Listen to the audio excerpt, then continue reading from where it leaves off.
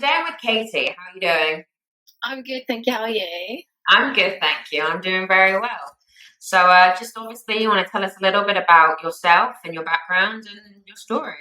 Yeah, okay, cool. I'm 27, my name's Katie, and I work as an osteopath. Um, a few years ago, I was in a road traffic accident in 2019, which was a really bad road traffic accident. And during the accident, my foot was on the pedal. Um, and the impact of the car accident went up my leg and shattered my entire ankle. So I was obviously rushed to hospital and I had something called an X-fix put onto my leg.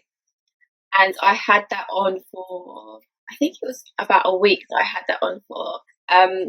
And the surgeons there basically said to me, we can't do this operation. You have to go to a London hospital. So they transferred me out after a few days waiting to King's College Hospital. And then at King's, I had to wait. I think it was maybe another 4 or 5 days for the operation. And then they took the X fix off, and then they did like it's called an ORIF, so open reduction internal fixation. They basically fitted my leg with like loads of titanium and loads of pins to basically hold it all together and help it heal. So that was that. And then I spent about, I think it was about 14 weeks non-weight bearing. So it was a really, really long time, it was the end of the year. So all of Christmas, all of New Year, I was in a cast non-weight bearing, which is actually probably, as you know, like one of the most depressing things ever. Not being able to weight bear is horrendous. And also you don't even realize even just being in a cast is horrible. It's actually horrible. I remember that within the first few weeks, my leg had wasted so much that I had to put my whole arm into my cast. And then because of that, the cast started moving against my leg, and it was rubbing. So then actually I got pressure sores on my ankle because of the movement, which was just like, I've never felt. I think previously I actually said the pressure sores were more painful than the actual break itself. And I just remember going to the hospital and I was like, this is just insanely painful. Like, you have to check it out.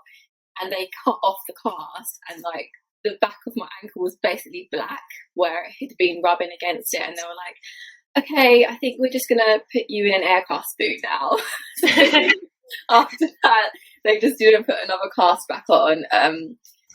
And I had an air cast boot on after that, so it wasn't as bad with the moon boot, but they're very heavy. Like, I was crazy for how heavy they are, and I thought, oh, I've come all this way, and now I've got to like put this heavy boot on, and I was like really upset about it. But you get used to it like so quickly. Yeah.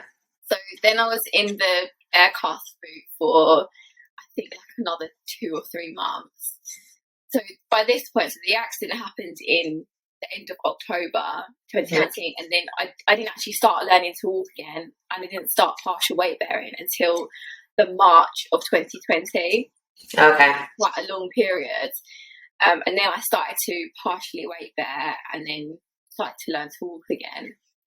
And that first year, it was really difficult because I was in a lot of pain, but I didn't know if my ankle was what it should be. I didn't really understand it, and it was hard to tell like what was going to be the long-term outcome. That kind of whole year, it was just it healed, but it wasn't great. I still had like quite bad symptoms, but I was walking by the end of the year without aid, which was really good.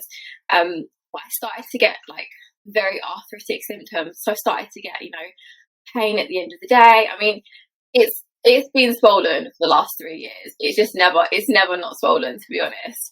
So, and I just kind of got used to all of that. And then when I had the original injury, I actually had some nerve damage. So I had, I still have, I have no sensation on the bottom of my foot.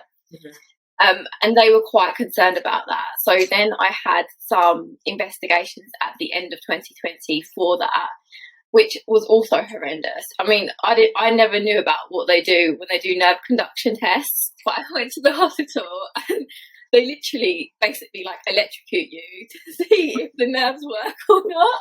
So they put these like little sticky pads on the root of the nerve. Yeah. Which for me is obviously my foot and ankle, which are like, can you even imagine? Like, it's horrendous.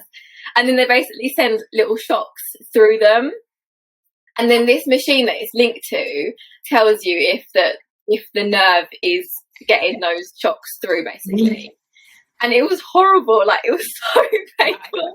Yeah, it was literally like someone was electrocuting my foot. It was so bad. So then they got their answer, which I could have told them anyway. It was painful. So then I was put on a list to have which would have been, this was my third operation, which I then had in the April of 2021.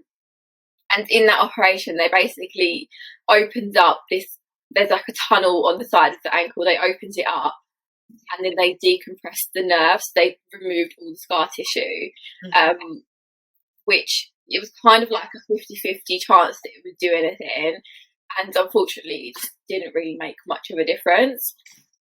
So all this while this was all going on, I had gone back to university at this point. So I was continuing with my degree and stuff, which in itself was really hard because, you know, I wasn't fully functioning and I was on like my clinical placement. So I was seeing patients, I was treating patients. And that is actually quite hard in itself because I do think that people maybe have a perception that, you know, I have to be of like perfect health to be able to perform my job to the best of my ability. And then in the May of last year, so May 2021, my ankle just got like so much worse. And it really, really started to deteriorate. And I was at a point where I went and saw my consultant and I was like, you have to do something because like I just can't live my life like this. It was so bad. I'd gone back to using 2 crutches near enough all the time, which is a lot of stress on your body. I think you use about on average 25% more energy when you're using crutches than when you're not. So it's really tiring, to be honest. So my consultant at the time, he was the trauma and orthopedic consultant. So he kind of specialised in all the major trauma. And he was like, right, I'm going to refer you on to limb reconstruction. Mm-hmm. I met with them and they basically gave me this option to have a distraction frame put on. Mm-hmm. So it's a circular frame and they often use it for like limb lengthening. So people that, you know, have one limb that's shorter than the other, they put it on for that and then the limb will grow. But they've also recently started using it in cases like mine, because there's been research that shows that if you pull the joint apart and you leave it like that for a couple of months, and you load through the joint, so you go about kind of your daily activities, that it doesn't heal the joint, but like basically a layer of scar tissue forms over the joint surface. Mm-hmm. And that layer of scar tissue can essentially act as cartilage, similar to how cartilage would. And I actually waited 11 months for that surgery. Yeah. Which, you know, while you're on crutches and in significant pain, 11 months it felt like the longest wait of my life, to be honest. 11 years. Yeah, and I actually think that that period was way harder than even when I had the initial break and I was in cast and I was non-weight bearing. It was worse than all of that. And I think it's because by that point, my ankle, it's a chronic condition. So, you know, in my head, I'm like, you know, it's not going to get significantly better. And in those 11 months, if anything, it just got worse and worse. So when it came round to the surgery, they found out that I had cysts grown all over the joint. So they removed the cysts in the surgery and they also did a bone graft from my hip. So they took bone from my hip, put it on my ankle. And then they also did this thing where the Achilles at the back, to give you more dorsiflexion, because I had no dorsiflexion at all. They basically make a little incision into your Achilles, and then that allows you to go into more dorsiflexion. They also put this thing down. I think it's called a chondro guide, and they basically put it onto the joint surface, and apparently that kind of helps with the repairing of the joints. They put like one of those on the joint surface as well, and then they put the huge frame on. So I had this huge frame on my leg by this point, and people were like, you know, people just stare. They're like, oh my god, what is that on your leg? And I think they look quite scary, and they do look very painful. And it was painful, like where the pins go into your leg is obviously uncomfortable, but actually it felt less painful in my joint, because my joint like finally had some space, which it hasn't had for like nearly 2 years at this point. Yeah. So to be honest, yeah, it was quite nice. Like, and all my ankle symptoms were gone, so I had no more like pain in the joint. Yeah. You know, I had no pain, like stiffness first thing in the morning. I didn't have like horrendous pain after a day of being on it.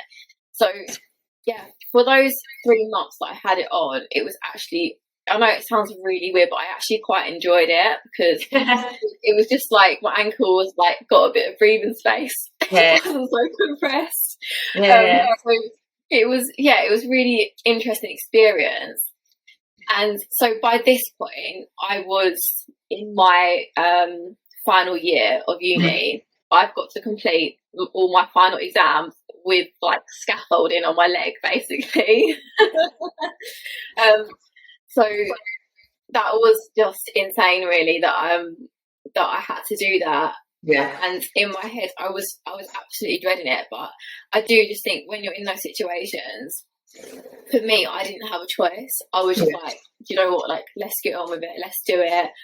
And I managed to get through it somehow. And I look back and think, oh God, I think if I can do that, if I can get through practical exams where you're on your feet, you know, in order to get my master's. Yeah. And I just got on with it and did it. And like, I probably don't give myself enough credit for actually how difficult that was. And I don't mean to sound big-headed, but I am actually quite impressed with myself for doing that. No, be big-headed. Everyone deserves to at some point. Yeah, definitely. So yeah, that was a real experience. And then I got the frame off in July this year, and then kind of since then I've just been rehabbing him and basically learning to walk again. Because so before the surgery, my foot was actually stuck in plantar flexion, so I couldn't even flatten my foot on the floor. So that's why I had to use crutches all the time, because like, imagine it's like, you know, the position when you're wearing high heels. I had one foot that was just stuck in that position, so it was really hard to walk. Yeah, I can imagine. Yeah, it was really, really difficult. So yeah, I've just been getting used to even being able to have my foot flat on the floor. It just feels like incredible to me. And when I've seen my osteopath, we've actually measured the increase in dorsiflexion. So before my surgery, I was stuck in 15 degrees of plantar flexion, and now I'm between kind of 4 and 8 degrees of dorsiflexion. Yeah. So, you know, it's kind of over 20 degrees difference. So even if it doesn't do anything in the long run, like, to have an extra 20 degrees of motion, like, is just absolutely insane. Yeah. So yeah, so I spent the summer just starting my rehab, really, and learning to walk again. And then I went away in September, and then I came back and graduated, and then started working about 4 or 5 weeks ago now. So yeah, it's been a journey, to be honest. It's been a crazy 3 years. But weirdly, I mean, it has been horrendous, but I don't think I would change it. And I think that it's really opened my eyes to a lot of things, especially kind of like things to do with like people that have disabilities. I think that when you don't have something, you're incredibly naive to how difficult it is for these people that live with disabilities. And I actually had a bit of an issue at my gym. So I have a blue badge because obviously I can't walk very far. And the car park at my gym is quite small. And I noticed over a period of time, like people without blue badges just park. There's only 2 disabled bays, and people just park in them. And I left it for ages because I was like, no, like don't be that person, like don't cause ag or anything like that. And then like I actually gave the people I saw doing it, I gave them the benefit of the doubt. Then I just noticed that the same people kept doing it, and I was like, okay, like this is getting ridiculous. And I remember one day it was like torrential rain, and I had to park like basically the other side of the road, and I had to walk over, which is quite a long walk. And it was because people without blue badges had parked in disabled bays. And I was like, you know what? Like, no, I'm gonna say something. I was just like, I was so nervous because I was like, I'm not at all. So I went and I found the manager, and I basically just told him, I was like, look, people have got to stop parking in those bays. It's really unfair. Like, it was torrential rain. I was on crutches. I actually can't believe the reaction that I got.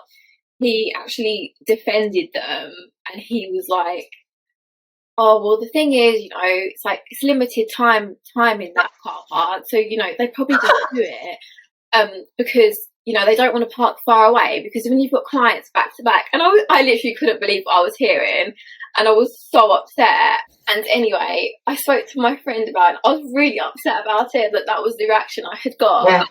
She was like, go on Twitter and like make the tag Pure Gym, blah blah. And I was like, I was so angry. I was like, do you know what? Like, that's what I'm going to do. So I put something on Instagram and on Twitter, and it got like loads of shares, and like people were like in Pure Gym. I was like, oh my God, what have I done? But it was funny because as soon as I did that, I'm not joking, within an hour, the main manager of the gym, she rang me, and she was like, oh, next time you're in the gym, like, let's just have a chat. Like, I'm really sorry this has happened to you. And I was like, yeah, I'm sure you're sorry now that I put all that stuff out there on Instagram and Twitter. And then I did speak to her, and she was like, she was different to the other guy, actually. She was like, I'm really sorry you've experienced this. And I did say to her, I was like, you know, it's unacceptable, really. Like, and it's just so ignorant of people. Like, you just don't do that. And then next time I went into the gym, they put up these like big signs in the gym that were like, please do not park in the disabled bays, and you will get fined if you park in one without a blue badge. And I was like, in the end, I was like, actually, I'm really happy that like I did say something. A lot of places are just like not disabled friendly. Even like, you know, it's completely changed my perspective of absolutely everything. So even just like traveling through London, like on the tubes, not every station has disabled access. And some of them that do have disabled access, you have to get like 3 different lifts to get out of the station. It makes me really upset that, you know, these people don't choose to have a disability. And like this is how they have to like go through life. So it's a massive eye opener. And I think that going forward, I'd probably quite like to do like stuff for disabled people, like for charities and stuff.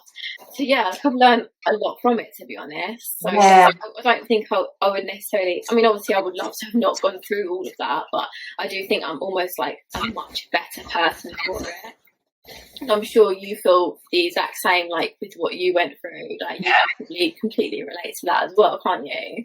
Yeah, I can relate to that on every single level. And it's one of those things where, and I hear a lot of people say it, that yes, they probably didn't want to go through what they had to go through, but they've come out stronger or happier, or something has changed so much in their life, and actually they're glad that they've been through it. So I can totally relate. And it's actually really interesting because on the point you were saying about with the blue badge and the car and things like that, it's one of those things where, you know, you're going through something so bad personally anyway, so you don't feel like yourself, or you feel, you know, you're not in a good place anyway.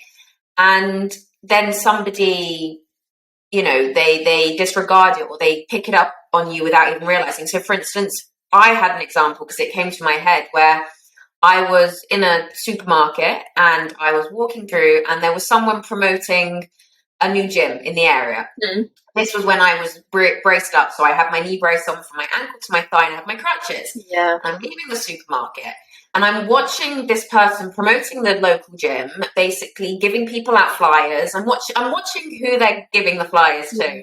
There's the athletic guy in front of me and this person. And then he sees me and just lets me walk past. Right? Yeah. And then I purposely turned around and he'd stopped the other girl behind me. I wasn't in the best of places anyway. And for something like that, for someone to not stop me because I, had my crutches and my brace, it just made me think, well, who else are you not stopping that actually is able to do things like this, is able to go to a gym, is able to walk in and do something? Like, don't just judge somebody because of what you see and what you think. But if anything, that just made him look like a little bit stupid, but also very naive, because if he was open-minded, he could have spoken to you and been like, oh, I see you've got this brace on, like, have you started your rehab? Is the gym something that you need with your rehab? Have you considered it? There's so many ways he could have gone with that. And I have the same thing all the time. Like, when people see me with crutches, or they see me if I'm like limping around, they're like, oh, can you actually do anything? Like, can you like go to the gym and stuff? And I'm like, yeah, I can, because I force myself to. There's still even if I couldn't actually walk, there's still so many things that you can do. It's about just being open-minded to it. If anything, that probably just put you off wanting to go to that gym in the first place. Yeah, I'm not signing up to it. No, exactly. But yeah, people are like that all the time. They always say to me, so, like, can you actually do anything then? And I'm like, yes, there's loads of stuff that I can do, even like I was saying earlier, like being able to do things like aerial hoop, it's non-weight bearing, it doesn't matter. And like, I love going to Pilates. That's another really good one. No, I can't. I used to go to CrossFit like many years ago. I did CrossFit for maybe 5 or 6 years. It's stuff like that I can't do anymore, because like that is, it's so high impact that I just wouldn't be able to do it. But I kind of feel like that's okay. Like, that chapter, it was the end of that chapter almost, is how I see it.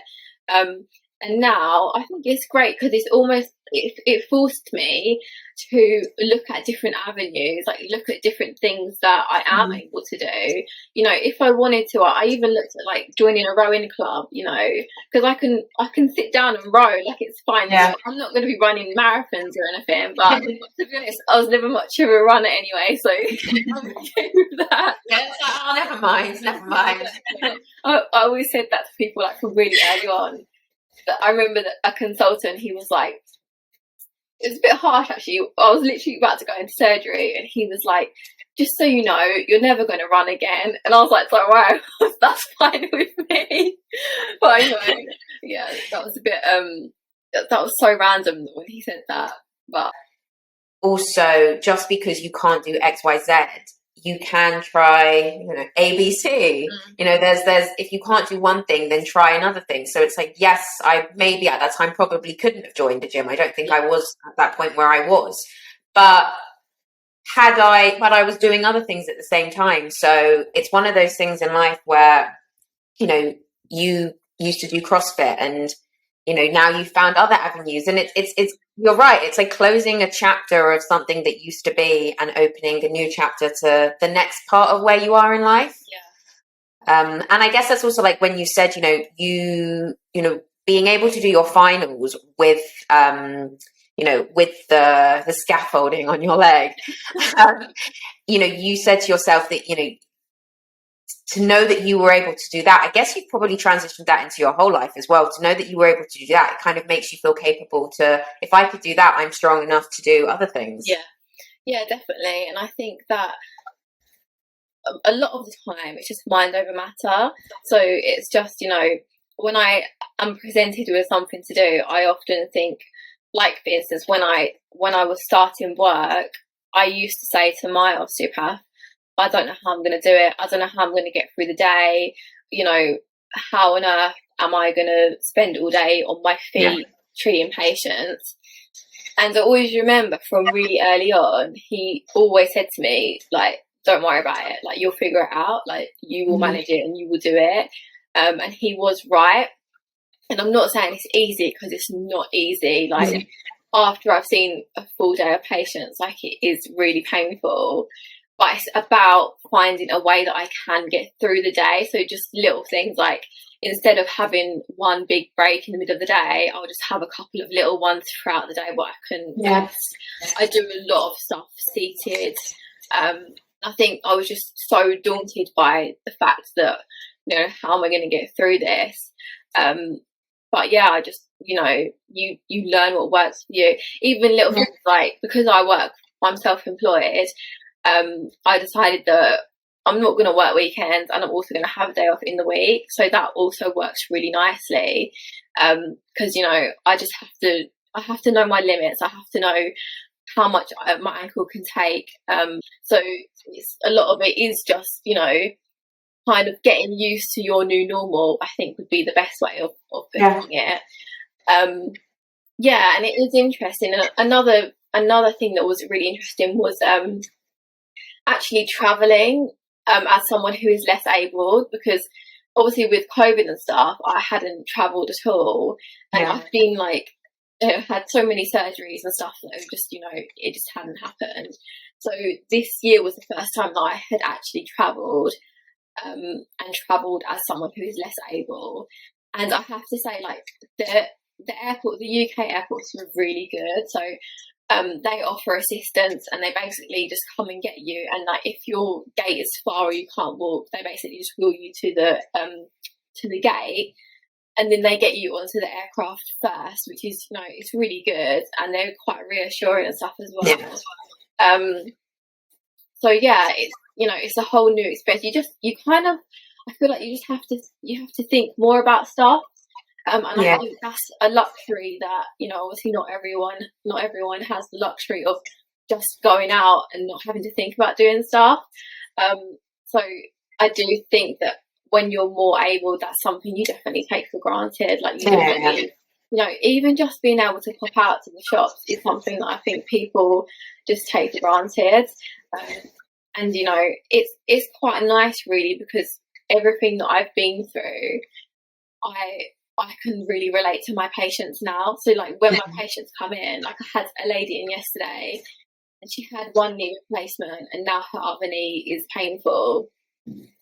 She got really upset, and she was crying, and she was like, you know, my whole life has changed.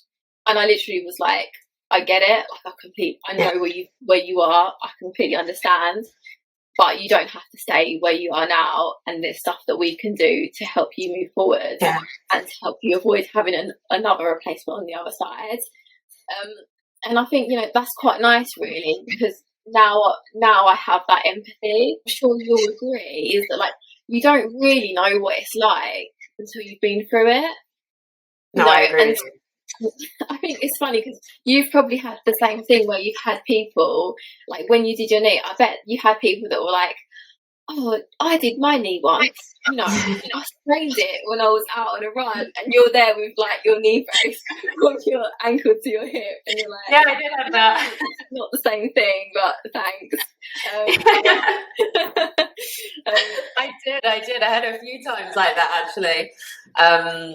Yeah, there was just actually quickly, there was one that just came to mind. I think I was in the gym, and somebody was next to me on the mats, and I think they said, "Oh, what have you?" I said, "Oh, I injured my knee," and they went, "Oh, I injured my knee once," because I don't say exactly what's happened right away, and they told me, I think, that they twinged it or something for a few weeks, and then they were like, "What did you do?" And I told them, and they were like, "Oh." It's funny, isn't it? And I think, I don't know if it's just like because people want to feel like it, maybe that's them trying to be empathetic and trying to almost relate to you. It is really funny, like, some people's reactions. And it's interesting that you say that you kind of don't tell them straight away like what happened, because I'm also the same.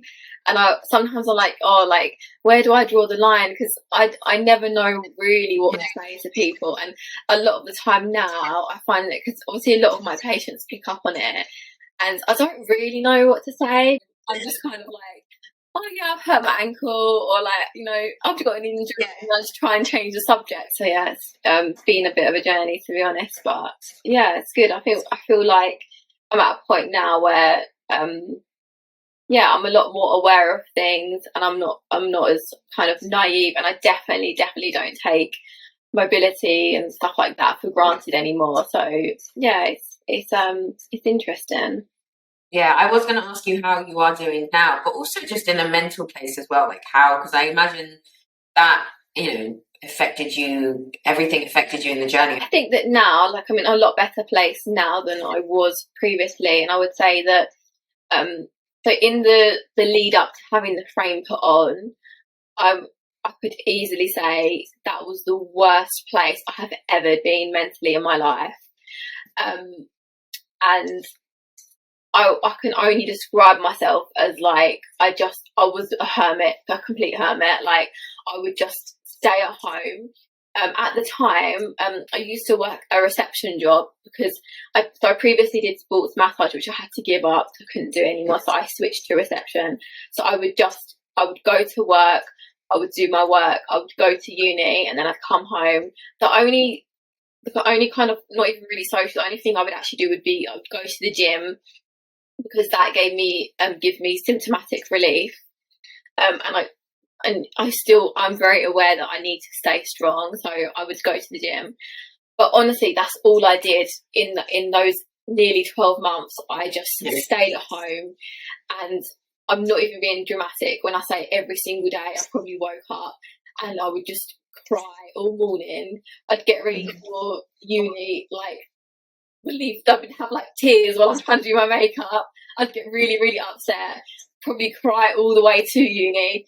Get to uni, just like wipe the tears, that's it. Then I'm just very good at like putting on a mask, being like, I was quite literally putting on a mask, and just getting through the day, acting like I was absolutely fine, when inside I was just like, there's no other word for it. Like, it's depressing. It is so depressing, especially when like everyone around you is mobile and can do everything, and people don't understand. And I've kind of learned to accept that I don't expect people to understand what it's like anymore, because like I said earlier, if they haven't been through it, they're not going to understand. So it was really hard for me to accept that. And whenever I was organising stuff with friends, it was always like, going for a walk, I couldn't do that, or like even going for a meal, I'd have to think about how far it was to walk from where the car was parked to where we was going for a meal. Doing anything active was entirely out of the window. So I stopped seeing people. I kind of stopped talking to people. I wouldn't even think about dating anyone. That was like absolute no. And yeah, it was really, really depressing. And I got the date. So I got the date for the surgery in January this year. And that kind of helped a little bit, because I was like, right, okay, at least like I've got something to look forward to. And I know you shouldn't wish time away, but those few months I was like, I just had to get through them. And to be honest, every single day was like how I just described. Like, I would just be, in tears most of the day. And then it's a lot better, like, for me, having a job where I'm speaking with people. It completely changes my mood. So it was quite nice, really, because those few hours of the day I could almost switch off a little bit from it, and I could kind of not forget about it, but you get distracted, don't you? So that was quite nice. So yeah, that was a really, really tough time, and I really feel like I probably could have done with like some counselling or something like that, but like I was a poor uni student, I couldn't even afford anything like that. So I think that my mum was quite concerned about me at that point. because it's so depressing. It's just horrible. And I do think in those times as well, you really learn like who your true friends are, like who really cares about you, because there was a lot of people that I thought would be there for me and they weren't there for me. And weirdly, people that I didn't expect to be there for me kind of stepped up. Yeah. And yeah, it really shows you like who the true ones are. And it almost like does you a bit of a favour. Yeah. The ones that aren't there for you, you can just be like, all right, see you later, kind of thing. So yeah, like having a good support network in that time was like really essential for me. And I always say that to my patients as well, is like your support network they're going to be the people that get you through those tough times. And for me, really, that was probably mainly my mum, and I had like a few close friends. But even with like your close friends, and I still feel like it now, is that I get to a point where like I don't want to. I feel like I'm almost like a bit of a burden. Yeah. And like I don't want to be messaging them every day and be like, "Oh, I'm in so much pain, I'm having such a bad day," because like after a while, I think they're probably going to be like, "Oh my god, that's all she ever goes on about." But that's kind of like when that's your whole life, you just need to like vent it to someone, don't you? Yeah. But yeah, and it was really strange because like literally as soon as I got that frame on, it was like the flick of a switch. Like I felt like there was hope again. It completely changed everything, and something that I think people thought was going to be quite a depressing period of time and quite difficult. Actually, I quite enjoyed it. Like it was painful. Like I got infections in the frame, and that was horrendous. But I feel like I've been through so much pain at this point that pain honestly doesn't faze me anymore. Like I've accepted it's just something that I have to live with. I am going to have pain for the rest of my life. But yeah, it was more, I can actually move my ankle. I can actually do stuff on it and it doesn't hurt. Like it was brilliant. Yeah, it was really strange. It was almost like overnight I was like a completely different person. And I would say that where I am now is that like I'm much, much better now. I think that but my ankle is still, it's not perfect. It's not at the moment. It's not where I want it to be. Yeah. But I think I'm much better, almost at like coping with that. Yeah. And just kind of, I have to accept that. That is. There's still options for me, but that's kind of like my reality. And that's, I've just kind of learned to cope with that.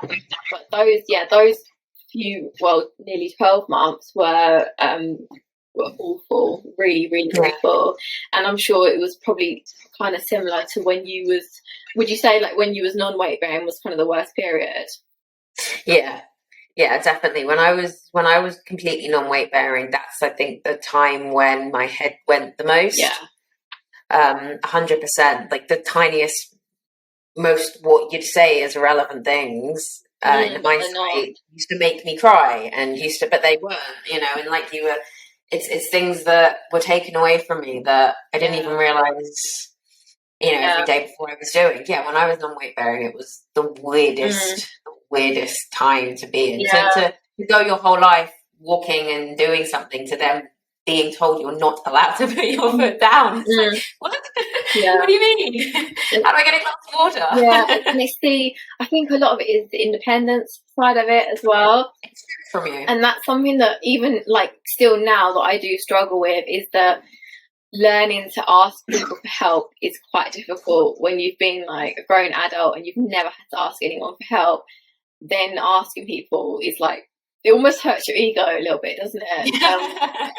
And I'll never forget, like same as you, when I was non-weight bearing, and my shower at home, it has double doors, so you have to obviously open it like one hand on each door. Yeah. But I was on crutches, so I couldn't open the doors. And so my mum had to help me. And I remember one day I was just like, what is my life? Like I just sat in the shower like in tears. I was like, I can't even get in the shower without my mum helping me. And I think I was like 25 then. I was like, I'm 25 and my mum has to help me in and out of the shower. Like, is this how I'm going to have to live my life? Obviously, like, that was a bit dramatic. Like, I can get in and out of the shower, like, it's fine, it's not a problem. But, you know, in that moment, it's horrible, and that is your entire reality. And I think when you see it having an effect on your friends and family as well, like, you almost feel like such a bad person. Like, I remember, you know, it was really stressful for my mum. Like, she had to do so much to help me, on top of still doing her full-time job and like running a household and everything. And it makes you feel so bad.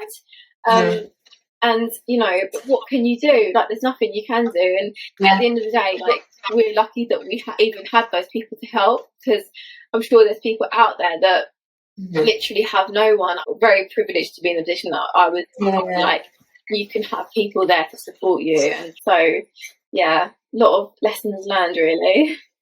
Yeah, but that's like the thing is, you said, you know, in a way you're grateful for what you've been through, because, you know, now you know more so what you want to do and how you can help people, which is, you know, it's fascinating. But it's also interesting when you said about, you know, you don't always want to tell your friends because you don't want to feel like a burden, or and I think I don't know anybody that doesn't do this, but I feel like everyone thinks they're a burden to anyone when they tell them anything. But like you were saying, you learned who your support network was, who the friends were there for you, who weren't there for you. And I think, don't be afraid to talk to anyone. It's your friends or anyone, whatever you're going through, because they do want to know, they do want to listen. If you've got friends, you know, if you've got the right people around you, it's okay to you need to let it out, because otherwise it's going to get caught up in your mind more and more, and you'll break anyway. So I think it's really important to not feel like a burden. Yeah, definitely. And I always try and think of it in terms of like the other way around. Like, I would never see my friends as a burden if they message me to anything at all. And it's funny because, like, I don't know why we have that perception that we're annoying someone or irritating them by asking, like, telling them all the time that issues and stuff. But yeah, it's interesting perspective, because I think the same. You know, I don't think that at all when they message me. So I don't know why I think that about me messaging them. But I think that's a lesson for everyone, really. Everyone, you know, don't be afraid to reach out to your support network at all, because that's what they're there for at the end of the day. Yeah, exactly. And it's also when you said about having that glimmer of hope. So when you had that one glimmer of hope, and that was kind of, you said your whole life changed basically in that day. And it's having that one glimmer of hope, or that one step to the next level or the next chapter. And once you get it, it's amazing how things can change. Yeah, definitely. And I think that sometimes that glimmer of hope, it doesn't even have to be like an event. It can be someone that's just there for you. Having someone that can just tell, even though you might know it already in your head, but like having someone there just to remind you that, you know what, like, in the end it's all going to be okay. Things are going to work out, and there's always options, there's always things you can do. And just having that, I think is quite important, to be honest. Definitely. Would you have what would kind of be your key advice then for someone going through something like this? Going through something like this, and maybe at that level before that glimmer of hope, let's say, what would you, you know, what was the one piece of advice you'd give? I would say just surround yourself with people who uplift you. And kind of what we just said, don't be afraid to reach out to them, because in the darkest days that I had, the things that cheered me up were the people that I was spending time with, or the people that would like leave me a ring, be like, are you okay?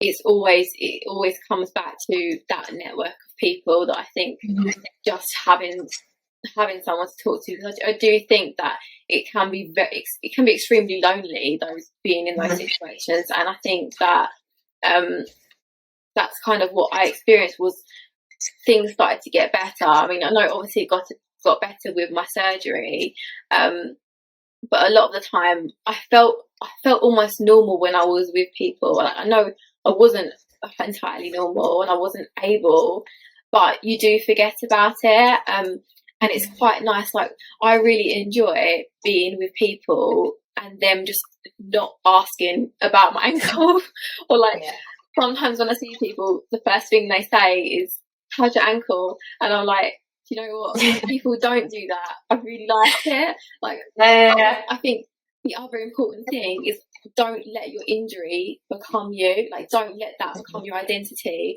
because it will just eat you up and it will change you.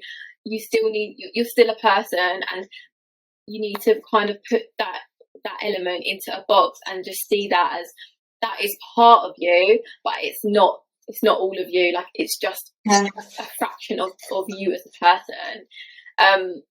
Because, you know, it will just become your entire world, and you'll forget everything else, and all you'll ever think about will be that. And then I think for me especially, like, that's how I got into that such a massive state, is, you know, even little things like, if I was out, I would be like, I'd be jealous of people like walking along the street. I'd be like, oh, I wish I could do that. So yeah, like, don't let it become your entire identity. Just let it be part of you, and it obviously will change your personality and will change who you are as a person for the better. But just remember, like, there is more to life, and don't forget to live life, essentially. You know, there's, like I said, there's still so much you can do. You know, there is places that are accessible, and you're only limited to how much you want to be limited to, really. You know, you can do whatever you want to do. It's down to yourself and your mindset a lot of the time. And I think that a lot of people say to me, "Oh, like, you've been so strong, blah blah," and I don't think I have, to be honest. I just, the way I see it is that, and I say this to a lot of people, is like, if you don't pick yourself up and move forward, you will get left behind, because life moves on and people move on, and you will feel left behind, and you'll feel left in the dark if you don't just get up and get on with it. You know, sometimes the reality is absolutely rubbish, and, you know, things can be just the worst they've ever been. But the way I see it is that when you're when you're at the bottom of the bottom, the only way is up. Like, can it get much worse than that? Probably not. And you just have to get through those days. And, like, it's okay to have bad days. Even now, like, I still have really bad days. And on those bad days, if I'm not working, I'm like, all right, we'll just accept it. I'm not going to be able to do the things I want to do today. Or, you know, if it's after a day at work, I just come home, I'm like, all right, we'll just go to bed. It's fine. Like, tomorrow's a new day. It's a new opportunity. But yeah, just getting through the days, really, and trying to keep that positive mindset, which I know is very much easier said than done. And I think hindsight is a wonderful thing, because I can look back now and be like, yeah, like, stay positive. But, you know, I know that it's really hard to stay positive in those situations. But just try to find like happiness in, like, little things, I think, is a really good tip as well. You know, even if it's just speaking to a friend on the phone, or like going for a coffee, something like that. Because I feel like in life is all those little things, they become the big things in life. It's not necessarily about, you know, being able to, like, run a marathon or anything like that. The hardest bit is the training and leading up to it. So yeah, they're probably like the few top things I would say to people. Yeah, life's about the journey. The destination's there, but it's how you create the journey and what you do with the journey. And you hit the nail on the head where you said that life goes on. Yeah. You know, what you're doing, where you're at, whatever state is going on, however dark it is, the rest of life is going on. Yeah. And you can either decide to not or you can, whenever you are ready, because it's a matter of when you are ready. Yeah. Don't do it, because anyone else tells you. Do it when you're ready, but when you are ready, you can, continue on with life. Yeah, so definitely. And I think as well, a lot of people compare themselves to other people, especially with injuries and stuff. Everyone's injury is different. Like no two injuries are going to be the same. Even if like on imaging they look the same, two people could have completely different pain thresholds, completely different actual levels of pain. So yeah, like try not to compare yourself to other people. Like, your journey is your own. And for me, like from what was an ankle fracture, I'm 3 years down the line now, and other people have had ankle fractures that probably aren't as bad, and they're fine within like 6 months. So it's I kind of feel like, especially with this injury, and maybe probably for other injuries as well, things tend to take longer than what you think they do in your head. I thought that within a year I was going to be absolutely fine. I had no idea what was going to happen in the future. But yeah, your body healing takes a really, really long time. And yeah, just don't compare yourself to other people, because it just, most of the time, it just makes you feel rubbish. Yeah, no, agreed. Most of the time, I say 99% of the time, it makes you feel rubbish. Probably 100% of the time. No point doing it. And to be honest, the stuff that people put up, they usually just put up the best of things, don't they, onto social media. So you're never going to see the whole picture. And I do sometimes think that as well, is that even stuff that like I put up on my work page, I try to be like as realistic as possible. And I want people to know that it's not easy, and it's not always like, I think people assume, like, and maybe you've had the same, is that once you get to a certain point that it's going to be fine, you're all right, you're not in any pain anymore, and you're completely normal. But I think more so, especially for my injury, it's not ever going to be perfect. And I think that kind of allowing people to understand that and trying to get that through to people, that can be quite difficult. I used to really like sugarcoat it, and I used to just be like, yeah, I'm fine, blah blah blah, because I just like couldn't be bothered to talk about it. Whereas now I just be like, yeah, it's not great, and then I just change the subject. I just don't like, it's so long to get into. But yeah, I think just don't compare yourself to other people, like, and it's okay for things to take longer. I think you get there in the end, but I think people just, you have to be a bit more realistic. And I wish that especially the physios, like, I wish they kind of had been more honest with me. Like, I knew it was going to take a long time to heal, especially with like so many surgeries, but I just wish that they had been a bit more like, it's not going to be perfect, it's not going to be great or whatever. But then I guess what you can do is, from that, is if you feel like you're not getting enough information, or you feel like you might not be getting the truth, just like actually relating to you going into the gym and asking about, why are people parking in the disabled spot in a completely different context. It is just speak out or ask questions. Don't be afraid. Definitely. Don't be afraid to ask a question, because realistically, the worst thing that you're going to hear from a question is no, or what have you got to lose?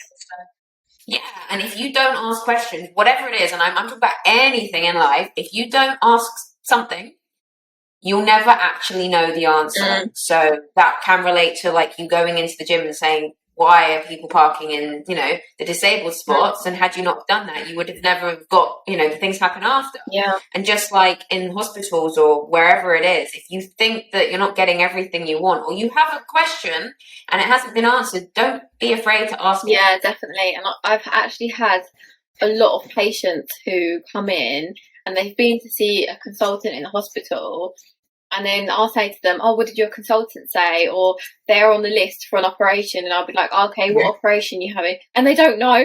Like, they just have no idea. And I'm like, but, and people that have had operations as well, and I'm like, okay, what did they do in the op? And they just don't know. And I'm like, how do you not know? You went under general anaesthetic. Like, you would have had to sign a consent form, and they just still don't know. So I think, ask as many questions as possible, because I do think that they don't always like paint the whole picture for you. And just be as nosy as you can. Ask all the questions, definitely. Yeah, definitely, of course. So is there anything else that you want to talk about, or? No, I don't think so. I think that's pretty much everything. Yeah. No, perfect. That's cool. I just want to ask one thing then. Obviously, was it, you spend your whole life, and I'm asking, because I relearned to walk. So you spent your whole life, walking. You learned how to walk when you were a kid. So you spent your whole life doing it, and then you stopped for 14 weeks. How did it feel relearning how to walk? How did that really kind of, something that you did when you were a kid, never thought you'd have to do again? So physically, it was the weirdest thing ever, because I was scared to put my foot even on the ground. And I've got videos of like the first time that they said you can fully weight bear, and I was like, yeah, I'm doing it, but I wasn't doing it. I was on crutches still, and they were like, yeah, you can put all your weight through it. And I was like, yeah, I'm doing it, but I clearly was only probably putting like maybe 50% of my weight through. And it felt, to be honest, the joint felt so stiff because it had been stuck in the same position for so long. And even now, like, it's something that is so easy for you to do when you're able to do it. But actually, like, the whole gait cycle in itself is very complex. And really difficult, to be honest. And mentally, it's funny you say that, actually, because my osteopath, he said the exact same thing to me. He was like, you need to give yourself more credit. The last time you learnt to walk, you was a baby, really. And and it still is. It's really difficult. So much more difficult than what you ever imagine it to be, and almost probably more difficult as an adult than when you're a baby, because you don't know anything you're a baby, do you? But yeah, like, definitely mentally challenging. And if anything, it's like, it's scary because you've like broken that joint, and then now you're having to put all your weight through, which you haven't done for so long. But a lot of it is just actually like the mental side of it is really difficult. And I remember that, like, I used to be scared that when I first put the weight on it would just break again. I had the same. Just like, which is ridiculous. Like, obviously that's not going to happen, but it's something that goes through your head, like, oh my god, like, am I allowed to put all my weight through it? And I remember actually saying that, like, is it okay to do it? Like, it's not going to break, is it? And like, it's not going to break. But yeah, it's terrifying. It's absolutely terrifying. Actually, when I look back on it, like when I just come out of the cast, I think I almost like kind of blocked some of it out, to be honest. Like, I don't actually really think about that often. But yeah, and as well, like, you don't really. I had never broken a bone, so I didn't know what it was like. But it then actually takes such a long time to relearn to walk again, because the way I did it with my consultant, he was like, the first 3 weeks, I was allowed to put 25% through that leg, and then the next 3 weeks it was like 50%, and then 75%. But already, like, you're up to like over 6 weeks, like nearing on 8 weeks of just that part until you're actually fully weight bearing again. And then it's like a really weird feeling when you like fully weight bear through the joint again. And it takes, like, I'm sure you're the same, like, it takes like a lot of getting used to almost, doesn't it? Definitely. And a lot of like trying to conquer that fear of just, it's okay to just like put all my weight through it, like, it's fine, it's not gonna break. It's definitely difficult. Yeah, it's getting over that first piece of fear, whatever bone, whatever, muscle, anything, even if it's something that's not physical, something that's changed in your life, and then you redo it again or you go back to it again. It's that first time you do it, it's terrifying beyond belief. Yeah. But if you can do it that once, I think everyone, especially you, need to give yourself so much credit, because if you can do it that once, then there's nothing stopping you. Yeah. And if you can do it, then there's so much more that you can do from that. Yeah, definitely. So, yeah. Yeah. Well, this has been perfect. I've enjoyed every moment. Yeah, it's been really good. Thank you. It's like My therapy. pleasure. I know. I was thinking that earlier, actually. I thought, do you know what? It's going to be quite nice to just let it all out. But that's the thing. It's everyone can let it out in whatever way, shape, or form they want. And that's one thing as well, though, is not a lot of people do talk out loud. And suddenly, the episode is all about you to talk about anything you want out loud. So it is like therapy. But every time you speak out loud about anything, it's almost like therapy. Yeah, it is actually. And I always say to people, I'm an osteopath, but I think half the time I'm a therapist.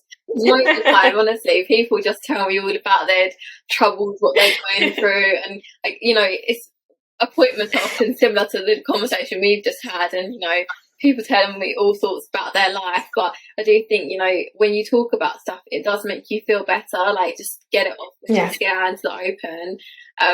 And yeah, like we said earlier, is that, just talk to people, like, it's okay, people, that's what your friends and family are there for. So definitely utilise that. Yeah. But it's been great. Thank you. No, it's my pleasure. It's my pleasure.